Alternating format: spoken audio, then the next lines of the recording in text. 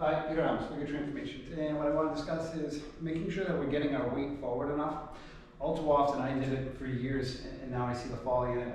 I would kind of keep my weight back, thinking I'm overcompensating, my quads are too tight, I need to use more of my hamstrings, not realizing our gastrocs or hamstrings are just big stabilizers.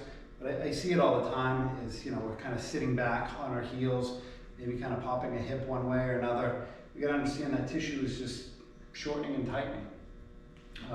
So what I want to do, or what I've been doing myself, is getting in the habit of slightly leaning forward as best I can.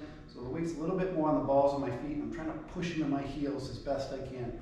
Same thing even when I'm walking, I'm making sure my weight is forward and over. A lot of times people when we start to become tight, we unintentionally kind of do this so that our weight's still on our back foot until we know that the right is, or the front foot has purchase, because we may be hesitant of if that foot's going to land properly, especially in snow, rain, fall weather.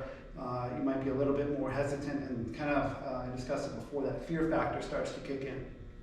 That fear factor is because our muscle and our bodies are just too tight, and we're kind of protecting against it because we're worried something's going to happen. But because we're worrying something's going to happen, unfortunately it makes it worse when it does happen.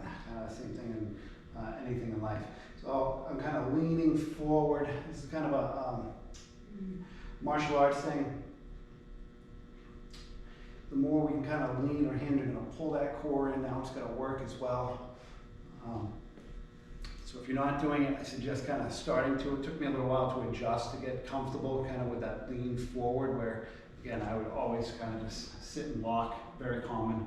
We want to kind of slight bend, slightly leaning forward.